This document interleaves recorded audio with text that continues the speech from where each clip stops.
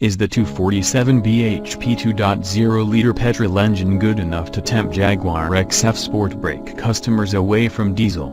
The new Jaguar XF Sportbrake is a good-looking, practical, sweet driving estate car in all its guises, but the 2.0-liter petrol version is not the best engine option to go for. It lacks torque compared to the diesels and is nowhere near as economical in the real world as a result. Otherwise, this is a fine, well-priced, well-specified new estate car from Jaguar. The second-generation Jaguar XF Sportbrake is without question a better car than the first, and we were already fans of the original. In petrol 2.0 guise it costs £42,435 and has 247 bhp and a 155 miles per hour top speed, but as with any estate car, the most important consideration with the Sportbrake is the space it offers. And this new improved version is one of the roomiest in its class, boasting a 565-liter boot with the seats in place and 1,700 liters when the rear bench is folded flat. Best estate cars to buy now. The load area is completely flat as well, making the space available about as usable as it gets at this level. The numbers mean the XF Sportbrake matches arch-rival the BMW 5 Series Touring for outright space, although the Mercedes E-Class is a touch bigger in its load area. Up front you'll find the same well-built, if slightly uninspiring, cockpit plus an ever so slightly outdated infotainment screen that fails to match the best on offer in German rivals. The fact is, the XF, in Sportbrake or saloon guise, still trails its key rivals when it comes to tech functionality. There's no Apple CarPlay or Android Auto software, for example.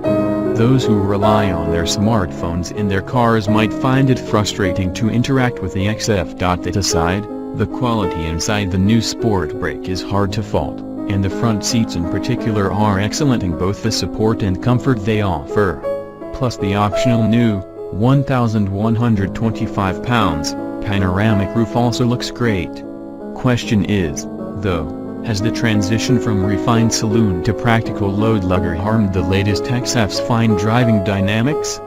In a word, no, which is impressive given that the Sportbrake weighs over 100 kilograms more than the saloon on which it's based. On the move, you'd be hard-pressed to notice the difference in normal driving, although the harder you push, the more you can elect the extra weight at the back.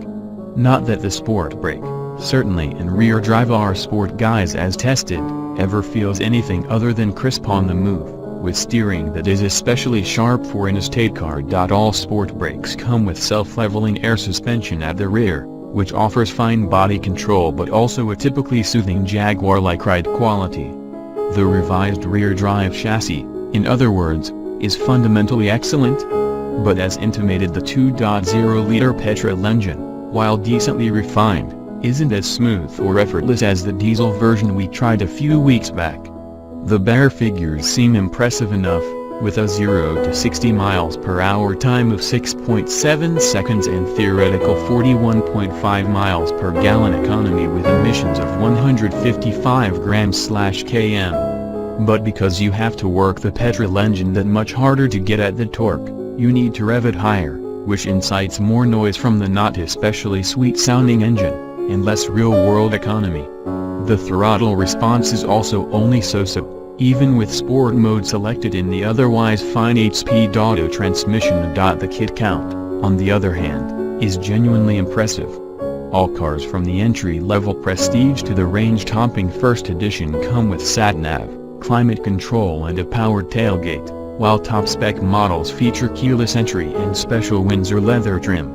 The R Sport version, as tested, probably offers the best spec compromise, with sportier, better seats, more aggressive bumpers and xenon lights, all as standard.